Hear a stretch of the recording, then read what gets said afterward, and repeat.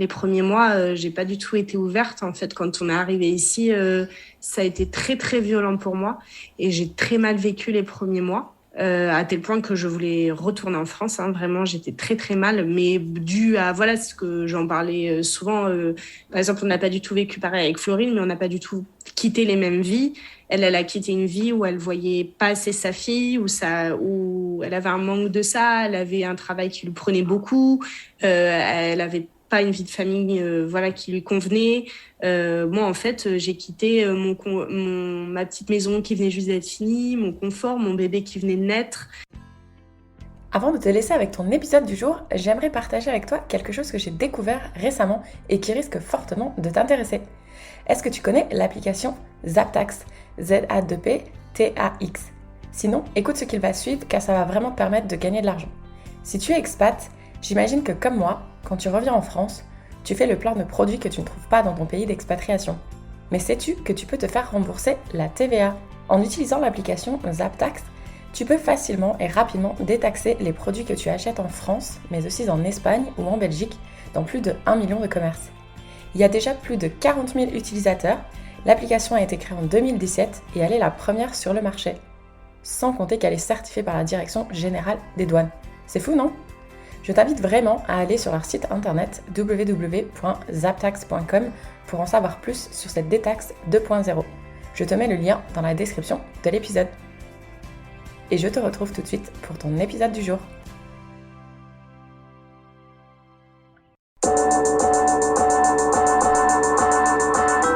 Bonjour à tous et bienvenue sur Fille Expat, le premier podcast francophone qui donne la parole aux femmes expatriées aux quatre coins du monde. Je suis Kelly Barichello et à travers chaque épisode, je te partage la conversation que j'ai eue avec une femme inspirante qui a osé sauter le pas de l'expatriation. On va te faire découvrir une nouvelle destination, un mardi sur deux, en échangeant en toute transparence sur le ressenti de chacune avant le départ, mais aussi une fois sur place. On va également tenter de comprendre les différents challenges que chaque pays peut avoir et te donner des réponses aux questions que tu te poses peut-être si toi aussi tu souhaites t'expatrier. Chaque discussion se veut authentique et on l'espère va rassurer les familles qui, eux, sont restées dans leur pays d'origine. Surtout que dans cette saison 5, croyez-moi, c'est dans des pays vraiment atypiques que j'ai décidé de t'emmener. Si vous souhaitez rejoindre les coulisses de Fille Expat, je vous invite à vous abonner au compte Instagram. Le lien se trouve directement dans la description de chaque épisode. Allez, embarquement immédiat, très bonne écoute! Bonjour à toutes et à tous et merci de nous retrouver pour un nouvel épisode de Fille Expat aujourd'hui. Donc vous allez vite le voir, je n'ai pas une seule invitée aujourd'hui en face de moi en Zoom, mais j'ai deux invités, deux sœurs. Donc sans plus tarder, je vais laisser vous présenter si vous pouvez commencer par votre prénom, votre âge et la ville où vous vous trouvez actuellement. Bonjour, moi je m'appelle Faustine, j'ai 28 ans et j'habite à Överkalix en Suède, en Laponie suédoise, depuis un peu plus d'1 an. Et bonjour, moi c'est Florine, je suis la grande sœur de Faustine, j'ai 31 ans et donc en fait on habite dans la même ville, au même endroit. Vous pouvez redire le nom de la ville? Överkalix. Je suis pas sûre de savoir le répéter, mais c'est pas grave. En fait le O se prononce, le O avec 2 ronds se prononce E et le R se prononce pas beaucoup, donc c'est Överkalix. D'accord, ça reste quand même compliqué pour moi.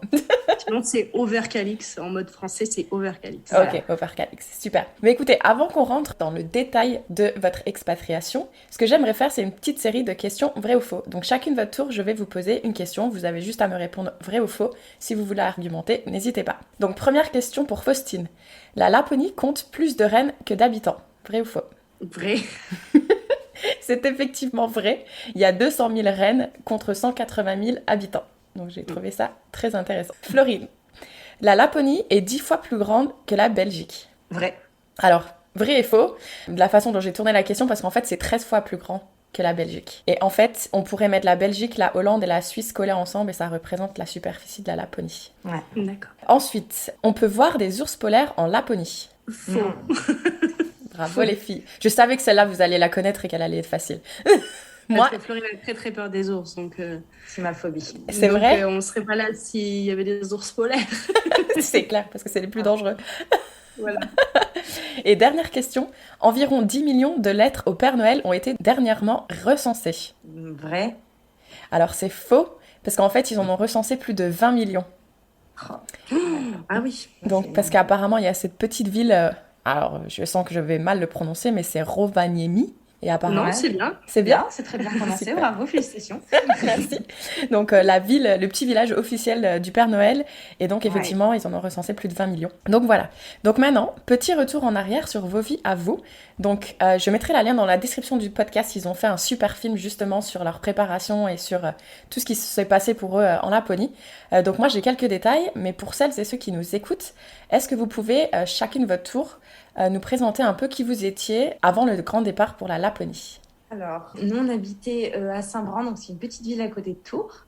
Donc avec mon mari Benjamin, et on avait notre petite puce qui était déjà née, Esther, qui a maintenant 4 ans et demi. Moi, j'étais chargée de projet dans la communication et je gérais une boîte de communication pour plusieurs clients qui me confiaient du coup leur communication à l'année. Benjamin, lui, mon mari était dans le commerce pour tout ce qui était agriculteur dans le domaine du bio. Et voilà, on avait notre petite vie, notre petite routine, une vie plutôt bien chargée. Super. Et donc, moi, Faustine, du coup, en France, j'étais éducatrice de jeunes enfants dans une petite crèche de 12 enfants à peu près, petite équipe, tout ça. Donc, c'était vraiment un souhait de ma part parce que j'ai jamais aimé travailler dans des grosses structures. Donc, j'étais beaucoup sur le terrain et j'avais aussi un rôle administratif. Et j'étais mariée à Émeric depuis 2018. Avec Émeric, on s'est rencontrés au lycée quand on avait 16 ans. On a eu un petit garçon en 2020. Isaac, il est né le 1er mars 2020 et aujourd'hui, il va avoir bientôt 2 ans, du coup. Et donc, quand on a décidé de déménager en Laponie, Isaac, il avait 6 mois. Et donc, comme Florine, comme Flo et Ben, on avait notre maison qui se trouvait aussi dans la campagne Tourangelle. Donc, on avait un peu toute notre famille aux alentours, que ce soit la famille d'Emeric ou la nôtre. Et du coup, nous, on habitait à côté du village de Balzac, dans le village de Balzac, à Saché, voilà, en Indre-et-Loire. Et puis, on avait restauré une vieille grange qu'on a laissée en location saisonnière quand on est venu habiter ici, comme Florine et Benjamin ont fait aussi. Et on fonctionne avec la même personne qui garde nos maisons en France. Et du coup, donc vous étiez déjà proches, enfin vous étiez peut-être pas à 10 mètres l'une de l'autre à ce moment-là, mais vous étiez quand même des sœurs assez fusionnelles, assez proches. Oui. Ouais. Oui. En fait, on est 3 sœurs. Et donc, il y a Flavie, qui clairement ne viendra pas habiter en Laponie, qui est restée aux environs de Tours. Donc, il y a Flavie qui est la plus grande, ensuite moi, et Faustine, la petite dernière. Donc, on a toujours été très, très proches et très fusionnelles, toutes les 3, avec notre maman. On a pu, notre papa, on l'a perdu quand on était en fin d'adolescence, on va dire. On l'a perdu et du coup, on a encore plus resserré le socle familial et on était tout le temps ensemble. Enfin, clairement, Flavie, donc notre grande sœur, a un petit garçon qui a à peu près l'âge d'Esther. Donc, on était ensemble 5 soirs par semaine. Et le week-end, on était tout le temps, tous les 6. Tout le temps.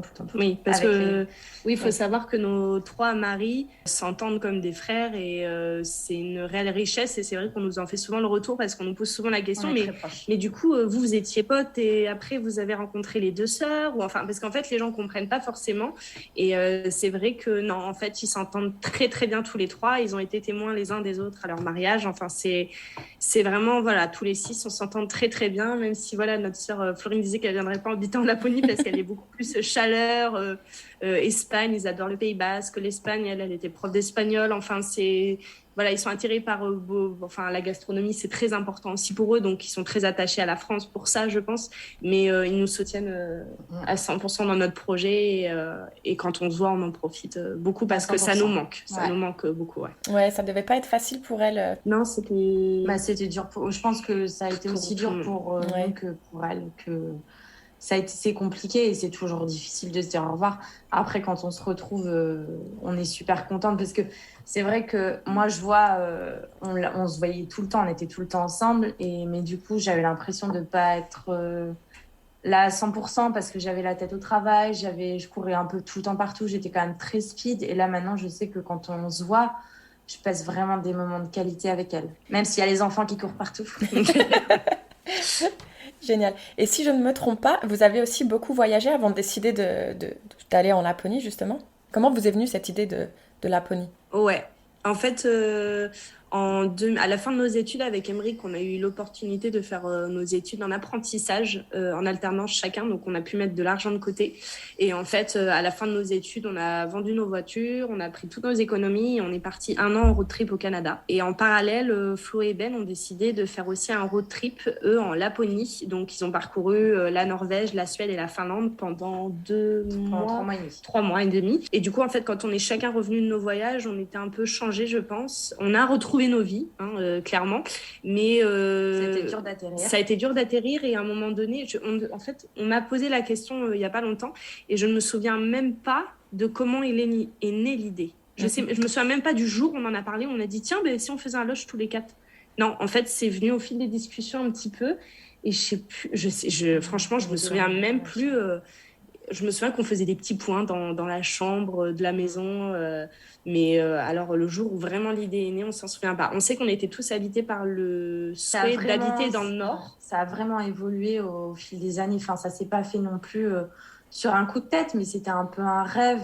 C'était un rêve au début, ouais, qui s'est défini au fur et à mesure. Et ça s'est concrétisé quand même très rapidement. Au final, moi, j'ai vécu comme ça. Une fois qu'on s'est mis d'accord, après, on a des maris qui sont assez efficaces, on va dire. Ouais. Donc, une fois qu'ils avaient le oui, d'accord, ça a été quand même relativement vite. Parce qu'en fait, ouais, Nous, on est revenu du Canada en août 2017.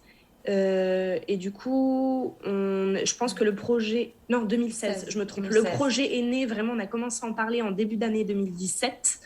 Et ensuite, dans les mois qui ont suivi, on a commencé à chercher les maisons. Et en juillet 2019, on a trouvé vraiment ce qu'on voulait, parce qu'on avait vraiment des critères bien définis. On a trouvé la ville.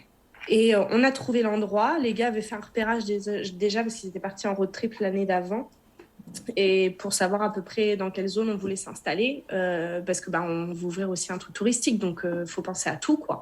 Et en fait, c'est en juillet 2019 qu'on a trouvé la propriété et on a vu la propriété sur le site, on a pris les billets directs, on a pris contact avec l'agent, on avait la chance qu'elle parle très très bien anglais, donc et un petit peu de français. Donc je pense que c'est ça qui nous a pas mal aidé parce que des fois on avait du mal à contacter les agents immobiliers ici et on a pris les billets dans la foulée. Benjamin, Emeric et moi, parce que Florine ne pouvait pas du tout à ce moment-là, il y avait Esther et puis tu avais ton travail, donc on est partis tous les 3 et on a validé. Et 2 jours après, quand on est arrivé, on a fait l'offre et 1 semaine après, je crois qu'on était propriétaire. Voilà. Et puis moi, je suis revenue ensuite avec Benjamin récupérer les clés et se rendre compte de ce qu'ils avaient acheté et de pleurer. Voilà. Il y avait beaucoup de mal. Merde, j'étais pas là.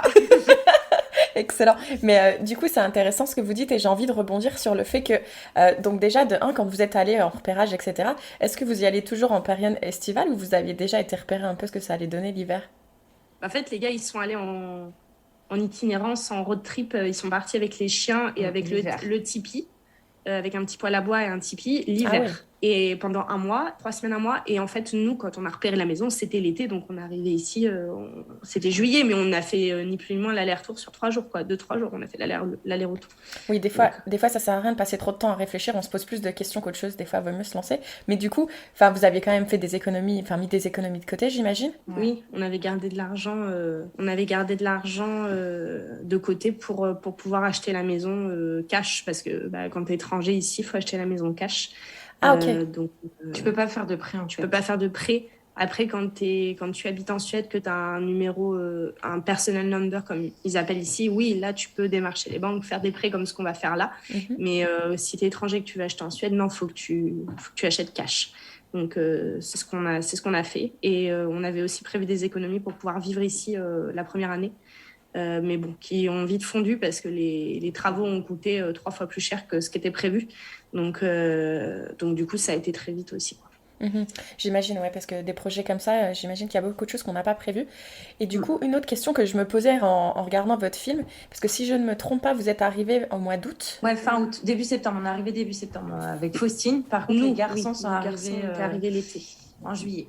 D'accord, ouais, Ils parce sont que arrivés un petit peu avant pour faire les travaux, le gros ménage, on va dire. ouais. Parce que bon, j'allais dire, j'ai lu que en Laponie, il n'y a pas 4 saisons, mais il y a plutôt 8 saisons en fait. Parce qu'il Oui, y a c'est les ça, ouais. saisons entre les saisons. Oui. Oui. Et du coup, j'avais juste trouvé intéressant que vous êtes arrivé à la fin de l'été en fait. Parce que je me suis dit, mais. Enfin, moi personnellement, quand je suis arrivée au Canada pour m'installer, je suis arrivée à la fin de l'automne. Et c'est quelque chose que je recommande pas parce que j'ai trouvé que c'était très dur. Bon, moi j'arrivais seule et je trouvais que c'était très dur justement d'essayer de faire des connaissances, etc. Et puis la nuit qui tombe tôt, moi ça impacte Oui. Bon, énormément mon après, moral. pour la météo, je suis d'accord avec toi. Honnêtement, c'est pas du tout la mer Septembre, si septembre, c'est Septembre, ça va, mais magnifique à les partir couleurs. d'octobre, en C'est fait, on a surtout emménagé octobre. en octobre. Et octobre, c'est C'est le boueux, mois, voilà, il c'est fait pas le pas mois sympa beau, il ici. pleut Ouais. beaucoup, etc.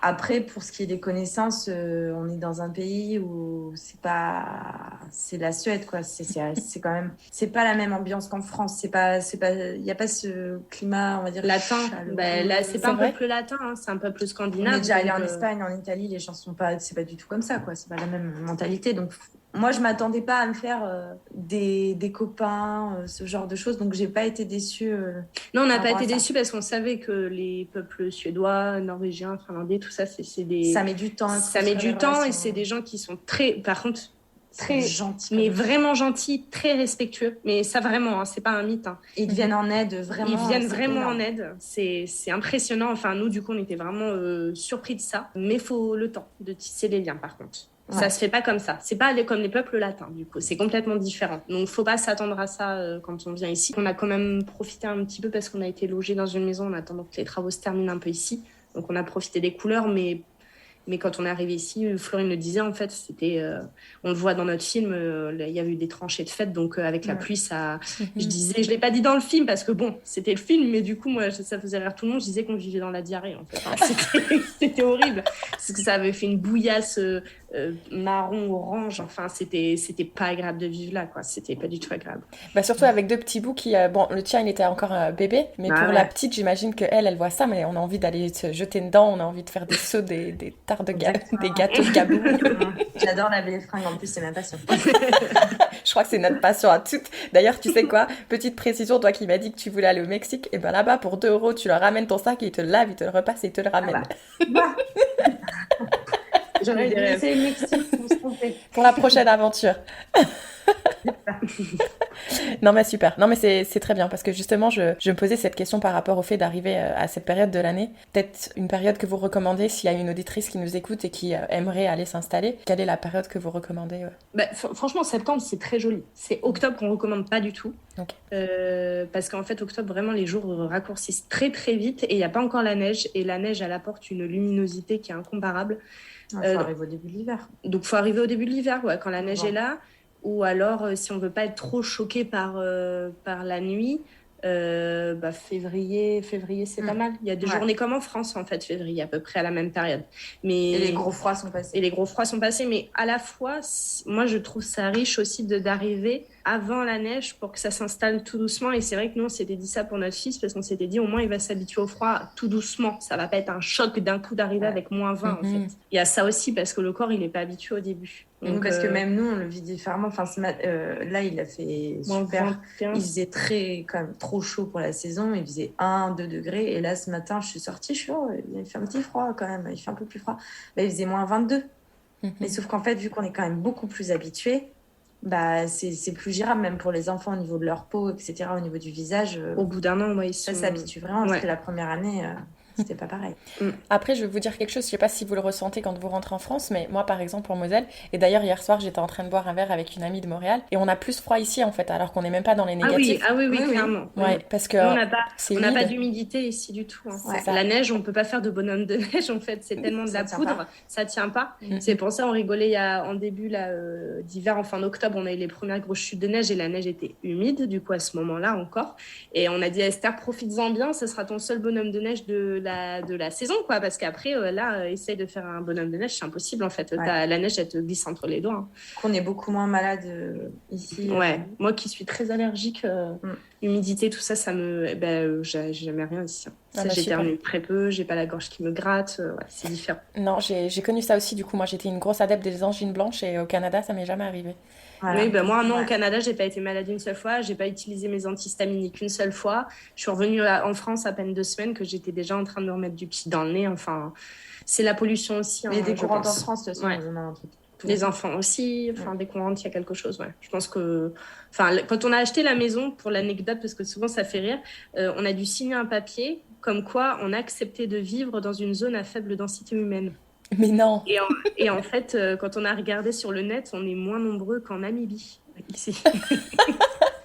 Donc, euh, donc je pense que c'est lié. Enfin, voilà, les virus, ça circule moins, voilà, c'est lié, quoi. Après, bah, il y a la gastro à l'école, hein, comme partout, hein, ça touche Ouais. tout le monde, mais voilà, dès que le gros froid arrive, c'est beaucoup moins gênant. Et du coup, puisqu'on est sur la thématique du froid, parce que bon, voyager et y vivre, c'est clairement deux choses différentes. Est-ce Ouais. que vous pouvez me citer chacune une chose que vous auriez, enfin qui vous a surprise et que vous auriez aimé savoir avant de partir? Moi, il y a un petit truc que je conseille vraiment pour les gens qui, moi, m'a sauvé ma peau le premier hiver parce que j'adore sortir. C'est une cagoule, en fait. C'est une cagoule intégrale où il y a juste, en fait, le nez pour respirer la bouche. On appelle ça les masques à poudreuse, normalement. Et en fait, il y a pas longtemps, du coup, Decathlon, ils ont sorti une cagoule intégrale où, du coup, c'est pas juste le masque à poudreuse qui descend tout le temps là, c'est vraiment bien, bien fixé. Et du coup, pour les balades, bah, quand il y a un petit peu de vent ici, c'est vraiment agréable d'avoir ça. Et du coup, moi, je sais que ça m'a sauvé ma peau le premier hiver, les jours où je sortais, où c'était très venteux. Mais sinon, je vois pas par rapport à moi, je vois pas par rapport à notre expérience à nous. C'est plus par rapport à nos maisons qu'il y a des trucs qu'on aurait aimé savoir, je pense. Par exemple, le fait que bah, nos maisons qu'on a achetées, c'est des maisons d'été. Donc, c'est des maisons qui ne sont pas adaptées pour vivre des -37, des choses comme ça.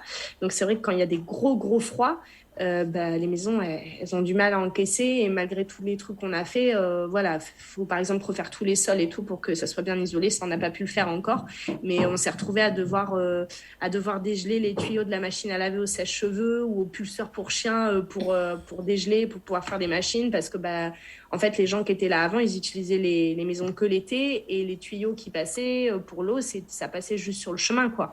Et nous, on a tout enterré à 3 mètres sous terre pour pouvoir avoir l'eau toute l'année. Mais il y a certaines installations qui restent, bah, on va dire, trop exposées au froid, en fait. Donc, ça va jusqu'à -20, ouais, -15, -20. Mais passer les -20, des fois, c'est un peu dur, quoi. Donc, ça, c'est vrai que je pense que les garçons, notamment, auraient aimé le savoir. Et du coup, ce qui est bien, parce que du coup, on a appris plein de choses et on sait ce qu'on doit pas faire maintenant et ce à quoi il faudra faire attention. Ouais, moi, c'était une chose qui m'avait étonnée au Canada, parce qu'au travail, souvent on me disait, quand l'hiver justement arrivait et qu'ils annonçaient des -20 ou -30, dans les toilettes, on me disait tout le temps, Kelly, n'oublie pas de laisser un filet d'eau qui coule constamment. Oui, Et oui, moi, oui, j'étais, oui. mais c'est tellement pas, c'est pas bien pour l'environnement de laisser couler de l'eau comme ça toute l'année, on va tous Sinon, ça partir. peut Mais faire péter les tuyaux, ouais. C'est ce qui nous est exactement. arrivé.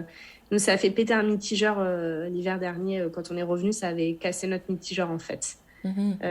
Ça avait pas supporté, en fait. Donc oui, c'est des choses à savoir. Et c'est vrai, quand on est habitué au confort, on va dire qu'on connaît en France, avec des températures qui restent pas extrêmes et tout, du coup, au début, c'est un peu genre, mais pourquoi c'est pas aussi confortable que. Voilà. Mais en fait, c'est juste qu'il faut s'habituer, il faut fonctionner différemment, quoi.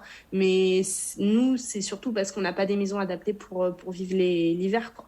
Mhm. Après, on a fait des grosses améliorations quand même, donc c'est beaucoup plus confortable qu'au début. Mais à terme, on n'aura pas ces maisons-là pour vivre, donc ça sera plus confortable, je pense. Mhm. Ouais, en tout cas, elles sont très jolies, ils ont vraiment fait un super boulot et je me disais, vous avez trouvé des hommes qui sont vraiment très handy, comme on dit. Je sais même pas comment on dit en français, mais tu vois ce que je veux dire. Oui, oui, bah oui, ils sont très moteurs de beaucoup de choses, Emmerich et Benjamin. Oui, ils ont pas de poils dans la main, vraiment pas.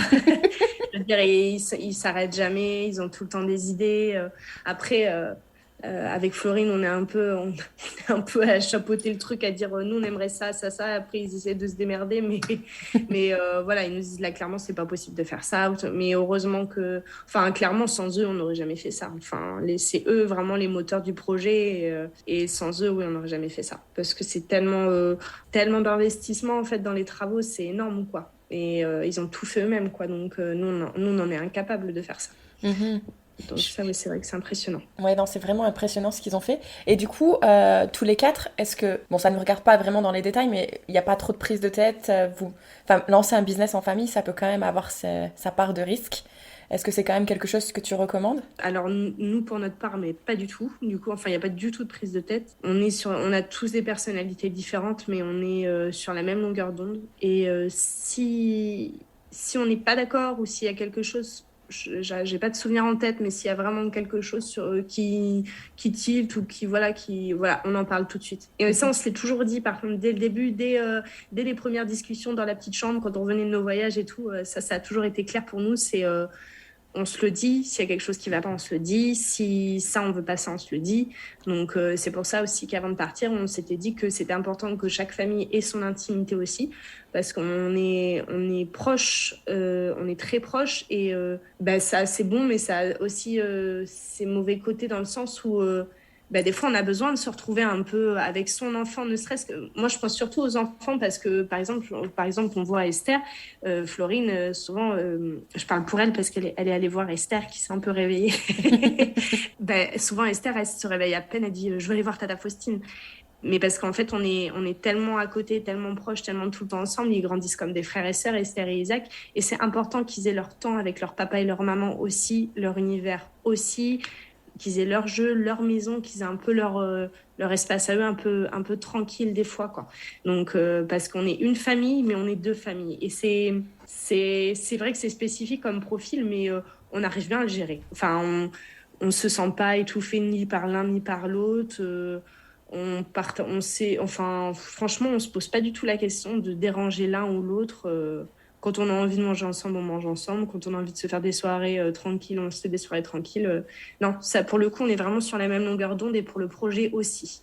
Donc, Ouais, donc voilà. du coup, oui, la communication, de toute façon, ça reste toujours un outil très puissant pour l'entente, j'ai envie de dire, et c'est souvent un problème Oui, qu'on a totalement. tous, la communication. Après, moi, j'ai grandi avec un frère jumeau, donc le fait qu'ils grandissent ensemble, ça me choque pas vraiment. Oui. Je pense que c'est très beau, justement, de voir ça entre cousins et cousines. D'ailleurs, à l'école, ils comprenaient rien au début, hein. Parce que, enfin, c'est quand même bizarre. Enfin, je veux dire, quand on prend du recul, c'est pas commun, quoi, ce qu'on fait. Mhm. Donc, c'est vrai qu'en fait, ils comprenaient pas. Ils devaient se dire, mais c'est quoi, c'est Amish, quoi. Ils vivent reclus dans leur propriété. Non, mais en fait, on vit au même endroit, mais on a deux maisons, en fait. Et parce que même Esther, une fois, on sait pas pourquoi elle a fait ça, mais elle a dit que Emmerich était son papa à l'école. Du coup, il comprenait plus rien. Il savait pas qui était la femme de qui. Enfin, en plus, Benjamin n'allait pas du tout chercher les enfants à ce moment-là, donc ils ont dû se dire Emmerich en fait a deux femmes, de deux enfants, enfin le bordel. Donc non, maintenant on a bien, on a bien expliqué tout ça. Ils savent, mais c'est comme au début. Je me souviens avoir fait l'adaptation d'Isaac à la crèche et je me souviens avoir dit, mais du coup, est-ce qu'il y a un papier à signer, comme moi je connais ça en France, à signer pour les personnes autorisées à venir chercher les enfants, tout ça, parce que nous, clairement, en fait, on va les chercher tous les cas tout le temps. On se pose pas la question de se dire, enfin, à l'école, maintenant ils savent, mais au début, ils me disaient, non, mais en fait, il faudra appeler à chaque fois pour dire machin. En fait, ils ont bien compris que, non, enfin, si c'est Florine qui arrive, c'est Florine qui prend les enfants. Si c'est Emmerich qui arrive, c'est Emmerich qui prend les deux enfants. C'est tout comme si c'était le papa d'Esther ou comme si Benjamin était le papa de Isaac. Donc, ça y est, mais c'est vrai qu'au début, du coup, on fallait expliquer et tout, et maintenant, c'est bon, c'est clair, ils ont compris un peu notre fonctionnement. Donc, D'ailleurs, tu fais une super transition sur le système scolaire, parce que dans votre documentaire, vous montrez que quand un enfant intègre une école, donc déjà, c'est obligatoire à partir de quel âge? 6 ans. C'est à partir de 6 ans, mais vous pouvez les ramener plus jeunes. Oui, en fait, la collectivité, donc ils appellent ça le Dagis, ça commence à l'âge de 1 an. Et en fait, le Dagis, c'est Dagis ou Foshkula. En fait, c'est un mélange de crèche et d'école maternelle, en fait, en Suède. Mhm. C'est un peu les deux. En fait, pour traduire, ça serait ça, quoi, un mélange de crèche et d'école maternelle. Et du coup, au Dagis, ils sont accueillis de 1 an à l'âge de 6 ans. Et ensuite, je crois qu'après 6 ans, il y a une année de transition, 6-7 ans à peu près. Et vraiment, les cours, comme on les connaît un peu plus, nous, commencent à 7 ans, je crois. Mais Super. sachant que à partir de 13h, ils ont plus cours, ils sont en activité libre jusqu'à 15h, je crois. Ils font Mhm. ce qu'ils veulent, en fait. Et d'ailleurs, ce que j'ai trouvé vraiment remarquable, c'est que les 2 premières semaines, si je dis pas de bêtises, les mamans doivent être présentes, ou le papa, je sais pas s'il y a une... Oui, alors moi c'était un des deux parents parce qu'en plus il y avait le Covid, donc c'était un des deux, mais je sais pas si en temps normal les deux peuvent être là, peut-être. Hein. Ça m'étonnerait pas des Suédois que les deux puissent être là.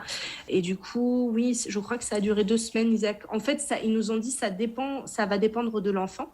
Et enfin, moi, comme je pouvais connaître un petit peu en France, même si c'était un peu expédié des fois, l'adaptation des enfants, je trouvais. Là, c'était vraiment important pour eux d'intégrer le parent. Et ça m'a choqué par rapport à la France, à quel point ils intégraient le parent dès l'adaptation. Enfin, je veux dire, moi, j'ai mangé avec eux pendant 3 jours. J'ai fait la sieste avec eux parce que les dames, elles font la sieste avec les enfants. Elles restent vraiment à côté d'eux. Et du coup, j'ai vraiment participé et tout ça. Et en fait, quand on a vu qu'Isaac, ça roulait à peu près, ils m'ont dit, bah voilà, demain, vous pouvez le laisser 1 heure. Et tout. Puis ça a été au fur et à mesure. Et puis, en fait, ce qu'ils m'ont expliqué, c'est vraiment de rester disponible pendant 2 semaines si à tout moment, l'enfant, il n'est pas bien.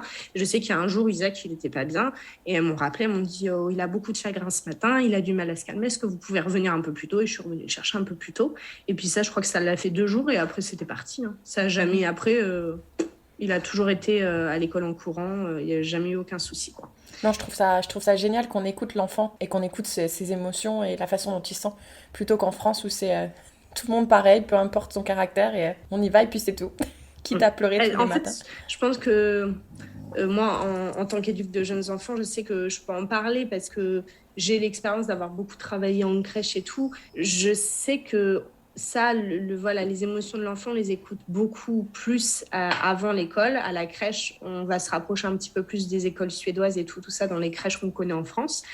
Mais passer la crèche, en fait, ça y est, en fait, à l'école, t'es grand et voilà. Tu te retrouves avec un groupe de 30 autres. Enfin, c'est énorme. Enfin, moi, quand je voyais les petits que j'avais à la crèche, qui avaient 2 ans et demi, 3 ans, qui en l'espace de 2 mois ou d'1 mois allaient passer de 12 avec 5 adultes à 28 avec 2 adultes, je me suis dit, mais mon Dieu, le choc, en fait, ça doit être un choc pour eux, ça doit être impressionnant, quoi. Donc, si tu rentres dans le moule, c'est bien, et puis sinon, il faut essayer de suivre, quoi. Donc, c'est vrai que c'est un peu triste, quoi. Alors que là, je sais que Florine, elle peut peut-être mieux en parler, parce que Esther, en plus, elle aurait eu l'âge d'aller à l'école. Donc, pour le coup, peut-être moi, je pense que c'était une de mes principales craintes quand je suis tombée enceinte, c'était de me dire que mon enfant, il allait être scolarisé avec le système français. Enfin, après, c'est peut-être exagéré de dire ça, mais moi, honnêtement, c'est vrai, c'était le cas. J'avais peur de ça. J'avais peur de mettre Esther à l'école. Après, moi, je sais que j'ai eu un parcours qui a été un peu compliqué parce que moi j'ai été détectée dyscalculique, j'étais en seconde, donc en fait jusqu'à la fin de mes troisièmes, j'ai toujours énormément travaillé pour avoir de bons résultats. Et en seconde, le par cœur, ça marchait plus. Donc, j'ai dû avoir beaucoup de rééducation, etc.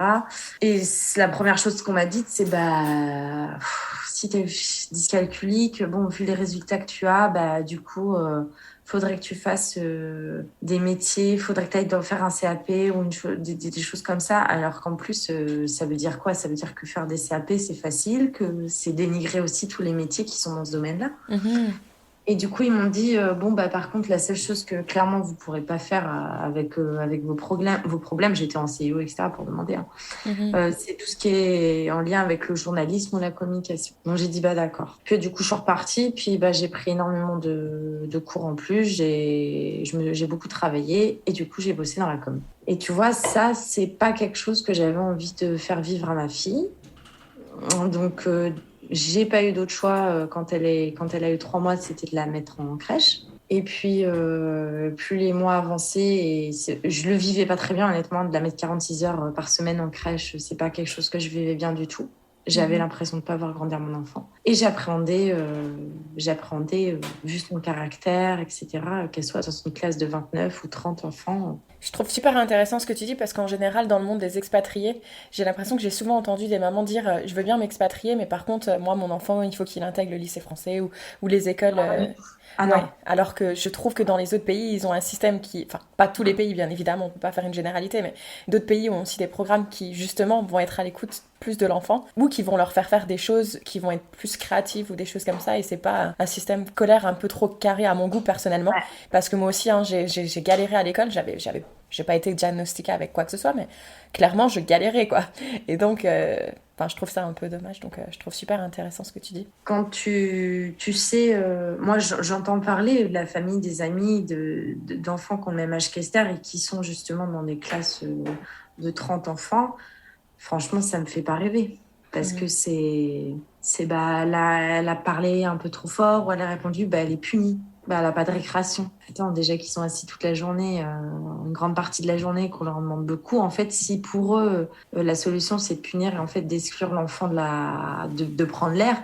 Et d'un autre côté, je me mets à la place aussi des instits, enfin des profs et tout, et tu te dis, C'est en pas même temps, évident. ils ont plus de patience, quoi. C'est normal.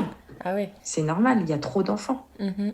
Et du coup, raconte-moi, fais-moi rêver. La première fois que tu as vu une aurore boréale. Je change totalement de conversation, mais j'attendais ce moment de te poser cette question avec impatience. Alors, moi, je vais un peu te casser ton truc, mais ça n'a Oh. jamais été mon rêve. Ah, Les mais aurores comment boréales. c'est possible? Non, mais ça n'a jamais été mon rêve. Genre, j'ai jamais.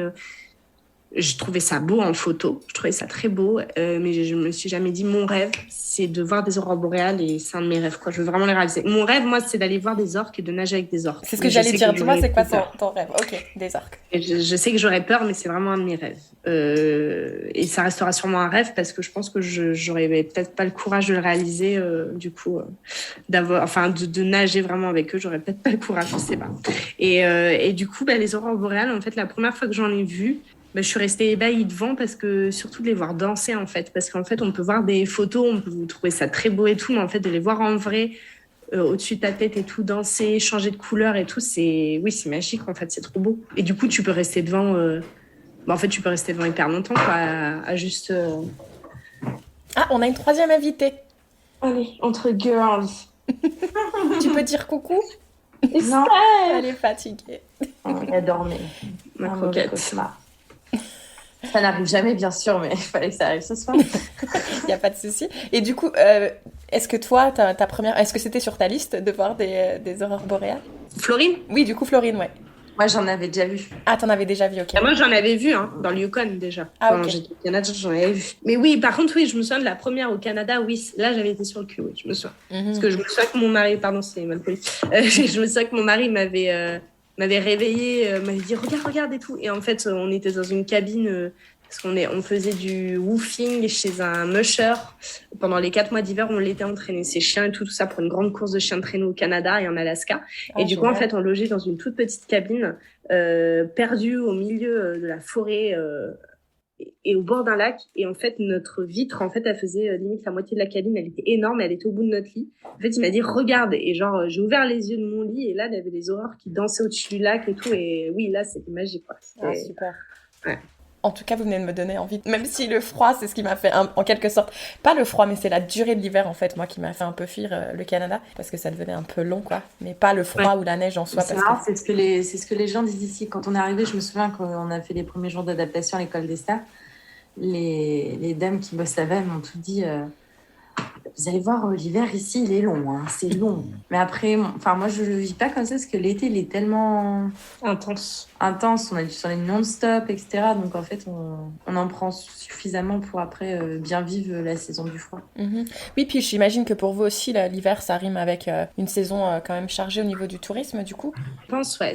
En fait, c'était pas vraiment une saison sur laquelle c'est pas qu'on misait, mais c'était une saison à laquelle on s'attendait pas, en fait, l'été. De l'aimer autant. Et franchement, l'été, c'est époustouflant ici parce que le soleil, il se couche pas. Donc, en fait, il y a des couleurs, mais qu'on ne voit nulle part ailleurs. Mais comme l'hiver, comme l'hiver, mais du coup, l'hiver, ça dure un peu moins longtemps, mais des fois, je sais pas, moi, par exemple, ce matin, je me suis réveillée avec mon fils, ça a été vers 10h, et en fait, le soleil, il se levait juste, Du coup, le ciel, il était rose, mais d'un rose magnifique. Et je me suis dit, vas-y, il faut qu'on se dépasse de déjeuner pour aller dehors un peu faire des photos et tout. Et en fait, 10 minutes après, ça avait changé. Après, c'était juste gris. Après... Et en fait, l'été, ça dure encore plus longtemps. Et le ciel, des fois, on dirait qu'il est en feu, quoi. Tellement...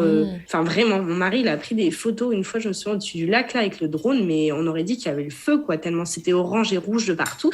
Et ça, c'est des choses qu'on voit nulle part ailleurs. Donc, le soleil de minuit... C'est pareil, c'était quelque chose, moi, je me disais plus, ça va être saoulant, avec les rideaux, ça va être dur de se coucher.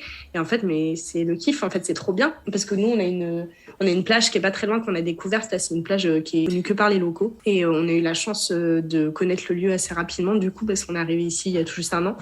Et franchement, à partir du moment où on a connu ce lieu, mais on y allait quasiment tous les soirs. Et on faisait des barbecues avec les enfants sur la plage jusqu'à 21h, enfin... Mais c'était trop bien, quoi. Les Génial. enfants, ils se baignaient dans la rivière jusqu'au cou. Ils avaient pas... Enfin, vraiment, quoi. Je pense qu'on a une image de la Laponie où il fait froid et tout. Mais en fait, on a eu un été, mais voilà, 25-30 degrés. On allait à la piscine tous les jours.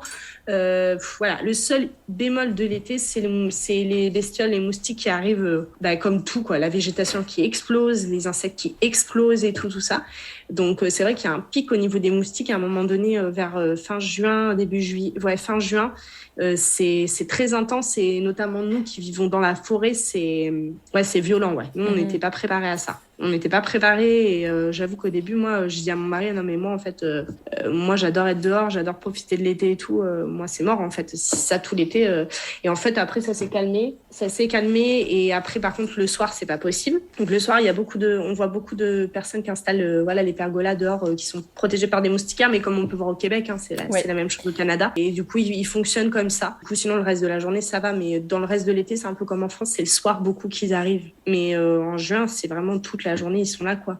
Donc après, ils sont pas aussi agressifs qu'en France. On les vire vite fait avec un coup de la main. Mais c'est vrai que bon, c'est un peu ce qui va gâcher un peu l'été ici, mais ça passe vite et puis ça diminue, quoi. Donc ça va. Mais comme tu dis, au Canada, c'est pareil. Moi, j'avais une amie, je me souviens, elle avait été campée fin juin au niveau du lac. Mais écoute, c'était violent parce que il l'a piqué, mais elle saignait, quoi. C'était mais des moustiques qui t'ont fait ça. Elle me dit, ah oui, ils sont violents dès qu'elle allait faire du canoë et des choses comme ça. Donc, ouais, ça c'est... Et puis il y a les knocs et tout, les mouches noires, il y a tout ça. Enfin, ici, il y a les petits, ils appellent ça les knocs. Là, c'est les petits moucherons qu'il y a. Alors, eux, ils sont pas tout le temps là. Ils sont là quand l'herbe est trop haute. L'herbe, souvent, elle est haute et il y a un temps nuageux. Ils sont dans l'herbe, en fait. Donc, ils sortent. Genre, une fois, on comprenait pas. On était à la piscine avec Flo. Et à la base, il faisait beau. Il faisait beau. Et en fait, d'un coup, on voit tout le monde qui commence à s'en aller de la piscine. On regarde là, on fait, bon, c'est bizarre, ça ferme dans 1h30. Et en fait, je commence à me taper la main. Ah, mais c'est quoi, c'est chiant et tout. Ça me faisait ça faisait pas mal, mais ça faisait comme des petits pics, quoi. Et en fait, c'était les knocs. C'est des mini moucherons qui viennent te mordre, mais c'est tout petit. Ça fait pas mal, mais en fait, c'est agaçant. Et en fait, les gens, les locaux, ils savaient, les nuages, ils sont à peine arrivés, qu'en fait, ils se sont barrés. Ils savaient que ça allait arriver parce que du coup, la piscine s'est entourée de pelouse. Donc, du coup, les trucs sont venus direct.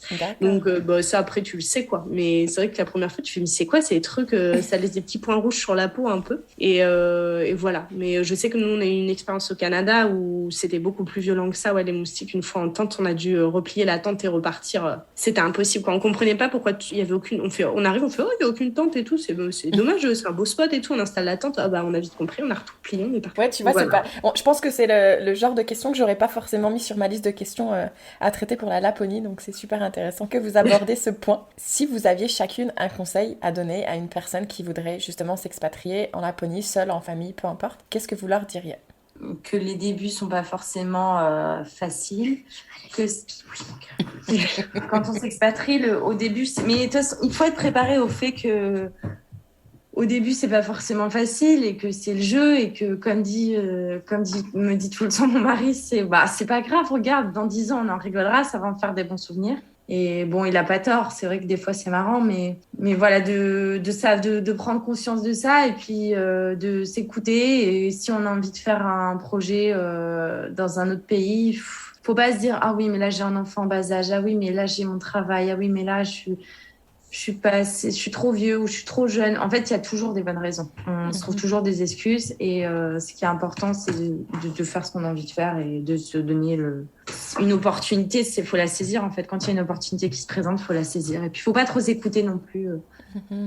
À se dire, est-ce que je le fais vraiment ou pas ? Parce que de toute façon, moi après, je suis pas quelqu'un qui est hyper très terre à terre. Donc c'est-à-dire que je m'attendais pas. Au contraire, je suis quelqu'un qui est positif, mais par contre, je suis très terre à terre. Donc je m'attendais, tout ce qui nous est arrivé, je m'y attendais. Ça n'a pas été une grosse surprise pour moi. Donc c'est pour ça que j'ai bien vécu la chose. Mais après, c'est vrai qu'il faut être quand même, quand on s'expatrie comme ça, ce qui est important, c'est que on soit bien entouré. Je pense que partir seul, faut un peu plus s'accrocher. Et que quand on est bien entouré, tout de suite, en fait, c'est le plus important. C'est ce qui compte le plus. Super. Et toi, Faustine ? Moi, je dirais qu'il faut toujours avoir l'esprit, il faut rester ouvert. Parce que moi, c'est ce que j'ai pas été. Les premiers mois, j'ai pas du tout été ouverte. En fait, quand on est arrivé ici, ça a été très, très violent pour moi. Et j'ai très mal vécu les premiers mois. À tel point que je voulais retourner en France. Vraiment, j'étais très, très mal. Mais dû à, voilà, ce que j'en parlais souvent. Par exemple, on n'a pas du tout vécu pareil avec Florine, mais on n'a pas du tout quitté les mêmes vies. Elle a quitté une vie où elle voyait pas assez sa fille, où elle avait un manque de ça. Elle avait un travail qui lui prenait beaucoup. Elle avait pas une vie de famille qui lui convenait. Moi, en fait, j'ai quitté ma petite maison qui venait juste d'être finie, mon confort, mon bébé qui venait de naître, mon mari qui avait pas repris du tout le travail. On était tous les trois dans notre... à cause du Covid, il avait pas repris du tout. On était vraiment tous les trois dans notre petite bulle. Une vie confortable. Mon mari, il gagnait très bien sa vie. Il n'y avait pas de préoccupation financière, jamais. Alors que là, en fait, j'ai pris ça de plein fouet. Le postpartum, le fait de devenir maman et d'à la fois avoir de la famille ici, mais à la fois, moi, j'avais besoin de tout mon village, en fait, à ce moment-là. D'accord. Donc, j'ai quitté mes racines au moment où j'en aurais le plus besoin dans ma vie de maman, dans ma vie de femme, je pense. Donc ça, j'ai mis un peu de temps à me relever et un peu tout mettre dans des cases et à voir que tout n'était pas de la faute de la Laponie, de notre projet, en fait. Qu'il y avait plein de choses qui faisaient que j'avais été mal à ce moment-là. Et que du coup... c'était pas que à cause de l'expatriation que ça m'avait pas aidé, je pense, mais que par contre là aujourd'hui je me rends compte de la richesse que c'est et qu'il y a rien qui est définitif dans une expatriation, que si un jour on n'est pas bien on peut revenir, que l'important c'est de vivre l'aventure aussi, parce que c'est ce que me disait souvent mon mari. Il me disait la priorité, il me disait tout le temps, la priorité pour moi ça sera toujours ton bonheur. Donc si t'es pas heureuse, il y a rien qui est définitif, on fera autre chose, on reviendra, il y a rien qui est définitif. Mais je trouverais ça dommage qu'on vive pas l'aventure à fond jusqu'au bout, qu'on ait essayé, parce qu'on se dira toujours, et si on l'avait fait, qu'est-ce que ça aurait donné? Donc en fait maintenant je sais que moi je suis là-dedans et que je suis motivée par le projet et que je me rends compte de la chance qu'on a de le faire en famille, parce que moi je serais incapable de le faire sans ma sœur et non mais j'en serais incapable vraiment, et mon mari le sait, et du coup je sais que ça me porte vraiment de le mener à bout. Et depuis aussi que j'ai trouvé un travail ici, de servir à quelque chose, tout ça, de retrouver une vie sociale, tout ça, faut pas s'isoler quand on s'expatrie, il faut vraiment aller vers les autres, même si c'est pas évident au début. Et moi, je sais que ça a été d'une violence, de se retrouver dans la maison à s'occuper H24 de Isaac, parce que mon mari, il faisait tout son possible pour qu'on soit installé le plus vite possible, donc il était dans les travaux. Florine travaillait. Esther allait à l'école. Moi, en fait, j'étais en tête-à-tête avec Isaac toute la journée, donc ça a été très, très dur. Donc, au fur et à mesure, quand il allait à l'école, que notre famille est venue nous voir, qu'on est retourné en France, que j'ai trouvé un travail, ça allait été de mieux en mieux. Et puis même, ne serait-ce que les réseaux sociaux, moi, ça m'a beaucoup aidé aussi, parce que je sais que les gens, je sais que j'ai créé ce compte, quand on est parti comme ça, et que maintenant, j'adore échanger avec les gens, et que je sais que les gens, je reçois des super messages tous les jours de remerciements, de pouvoir échanger notre aventure, et ça fait super plaisir, quoi. Super. Donc faut rester ouvert. Et puis, j'ai envie de dire que tout ce que tu as vécu, t'as dû connaître des moments très difficiles, mais je pense que t'en ressors encore plus forte que si t'avais vécu ça en France et que t'étais moins seule, en fait. Donc ça, je trouve que c'est très remarquable. Et du coup, c'est marrant que t'en parles, parce qu'en général, dans les épisodes, je demandais toujours la question, parce que je pense qu'à un moment donné, on s'est tous dit, je vais pas être vulgaire, mais punaise, qu'est-ce que je fous là, en fait? À un moment donné, je pense que ça traverse l'esprit de tout le monde. Mais cette question, on se la pose aussi, même quand des fois on est en France, on a cette situation confortable, et on a envie de changement, et on se dit, mais punaise, qu'est-ce que je fous, en fait? Ouais, mais je me souviens avoir dit, je me souviens avoir dit parce que à ma psy, parce que du coup, j'ai fait appel à une psy à un moment donné parce que j'étais vraiment très, très mal. Et je me souviens lui avoir dit, mais moi, là, vous savez de quoi je rêve? Je rêve d'être en France à côté de ma famille dans un pavillon avec la balançoire dans le jardin. Mais genre, mais je veux dire la vie banale quoi. Voilà, mais au final il y a des gens que ça rend heureux et moi je le comprends parce qu'à un moment donné, je me suis dit mais pourquoi tous ces sacrifices, pourquoi être si loin de tout le monde, de tout ce que tu as toujours connu en fait. Et elle m'avait dit mais vous savez Faustine, je suis sûre que cette famille-là, elle m'avait dit la famille Dupont, je sais pas quoi. Vous savez, je suis sûre que quand elle regarde vos photos et qu'elle voit votre vie, elle doit se dire qu'est-ce qu'ils en ont de la chance.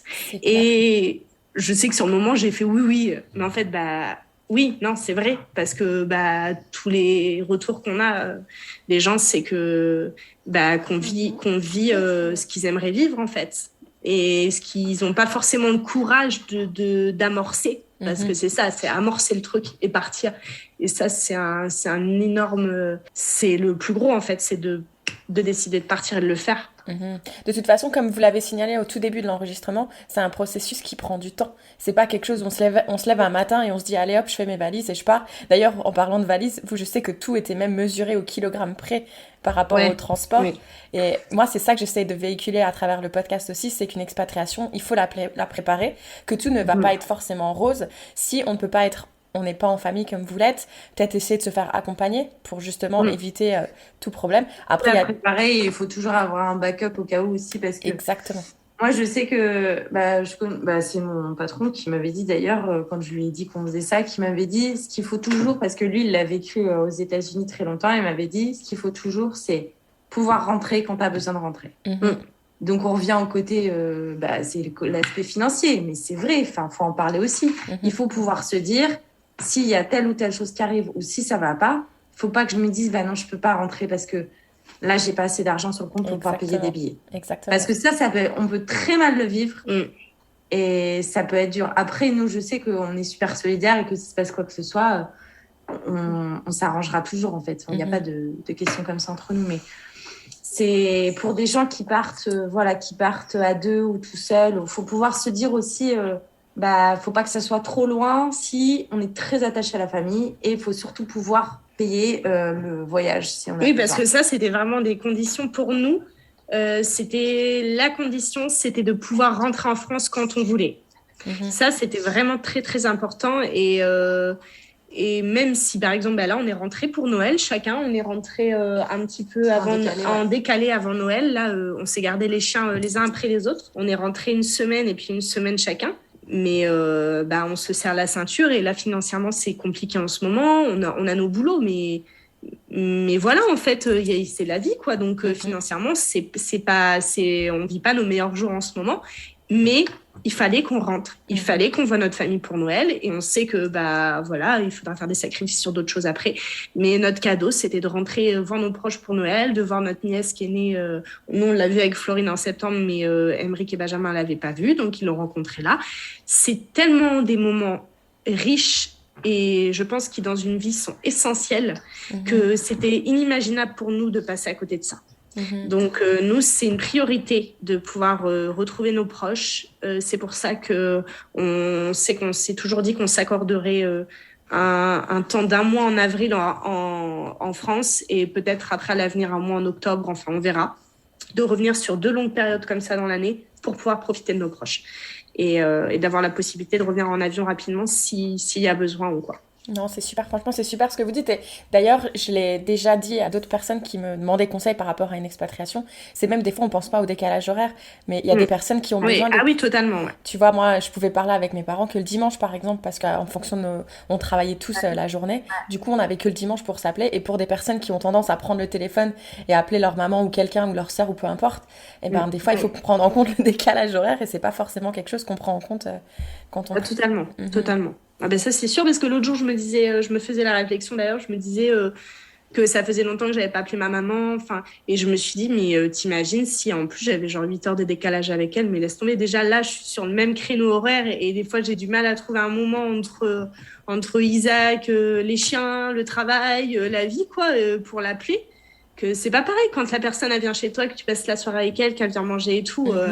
Là, t'as ton enfant qui tire sur le téléphone et machin et tout. Enfin, du coup, je me dis, mais on aurait 7 heures de décalage, mais laisse tomber, ça serait... Voilà. Donc, non, pour le coup, je pense qu'on a trouvé un peu notre équilibre avec la Laponie pour nous. Super.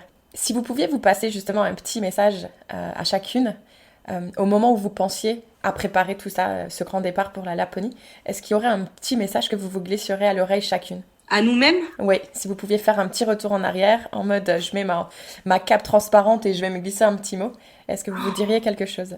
Moi, je me dirais, c'est bien, t'as raison de pleurer maintenant, comme ça tu pleureras pas après. Avant de partir, ça a été très dur. Les 6 mois avant de partir, même, les 6 mois avant de partir, c'était très, très dur. Ah ouais, 6 Et mois moi, quand ça me même. comprenait. Enfin, Mhm, j'avais du mal à en parler. Fallait que je fasse mon petit bonhomme de chemin de mon côté, quoi. mhm. Et du coup, une fois que c'était fait, c'était bon, je l'avais accepté. Donc, Super. je me serais dit, vas-y, c'est bon, t'as la bonne technique. Pour ma part, je sais même pas parce que ça a été tellement difficile pour moi que j'ai jamais été aussi mal de ma vie les premiers mois. Donc, je pense que je me dirais, dis ce que tu as à dire maintenant. D'accord. Parce que moi, contrairement à Florine, je l'ai pas dit. Mhm. Et je n'en parlais pas. Et je pense que c'est que je sentais qu'il y avait une bombe à retardement. Et en fait, elle a explosé ici, en fait. Donc je pense que je me serais dit, parle, Mhm. dis ce que tu as à dire maintenant. D'accord. Et donc pour conclure ce podcast, est-ce que vous voudriez partager avec nous votre citation ou chanson préférée? Forever Young. Florine me dit Forever Young. C'est un peu notre chanson Ah, elle fétiche. est géniale cette chanson. Et On a été au concert de Beyoncé et Jay-Z tous les 4. ouais. On s'était fracassé la voiture tous les 4. On a dû rentrer avec une vitre en moins, Paris-Tour, tous les 4 à 2h du mat. Mais on kiffe la chanson. Mais on a ce côté jeune. Ouais, c'est pour ça, je pense. Moi, je dirais que citation, c'est arrête de rêver ta vie et puis fais de ta vie un rêve. Voilà, ça serait ça. J'adore tellement cette citation. Voilà. Et puis ma chanson préférée aussi en ce moment, c'est celle que j'arrête pas d'écouter, c'est celle de notre film. Je sais pas pourquoi, je pense que j'ai les images en tête aussi, des paysages et tout, et en ce moment, elle me porte cette chanson, je l'adore. Je peux vous la dire parce qu'elle est vraiment, cet artiste, il est vraiment génial. Mhm. C'est Mattias Tell, Mattias Te2L. Et je te dirai le titre de la chanson si tu veux la mettre aux auditeurs. Elle est vraiment top, cette chanson. Est-ce qu'il est, il est suédois? Il est de Laponie? Non, pas du tout. Pas du tout. En fait, Emmerich, il a trouvé cette chanson sur un site de musique libre de droit pour le film. Et Ok, en super. fait, cette chanson, elle a... Je sais pas, c'est celle de notre bande-annonce et c'est celle du générique, mais en fait, à la fin, quand je l'entends, à chaque fois, j'ai envie de pleurer, en fait, cette chanson. Mhm. Elle est vraiment belle et elle va bien avec les paysages, elle va bien avec notre histoire, je trouve. Voilà. Il a une magnifique voix, ce gars. Donc, moi, je l'aime beaucoup. Eh ben super. Mais d'ailleurs, je le rappelle à toutes celles et ceux qui nous écoutent, c'est que je mettrai dans la description le lien vers votre film, mais également le lien de vos réseaux sociaux sur Instagram, parce qu'effectivement, les photos font rêver chaque jour. Donc moi, je suis encore nouvelle, je vous suis seulement depuis, je crois, 1 ou 2 semaines.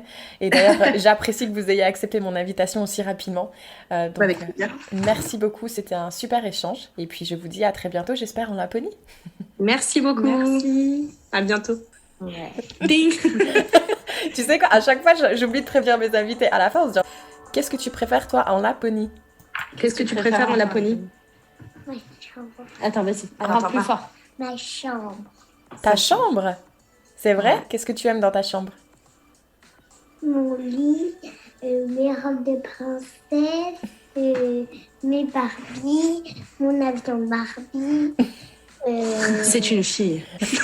C'est bien une fille. Mais c'est bizarre parce que j'ai cru comprendre que tu voulais pas être dans ta chambre là. Normalement, tu devrais faire dodo avec les Barbies. Vas-y, mets-lui un petit coup de pression. J'aime aussi. Et qu'est-ce que tu penses de la neige? Ah, est-ce que tu aimes la neige? Oui, et on arrive à venir dans des dodos. Ah oui, parce qu'on a amis. sa marraine, son parrain et leurs enfants qui viennent dans 2 jours, donc ils sont très attendus depuis 2 ans. C'est ma meilleure amie. Et Oh, du coup, super. elle compte les dodos là. Oh, super.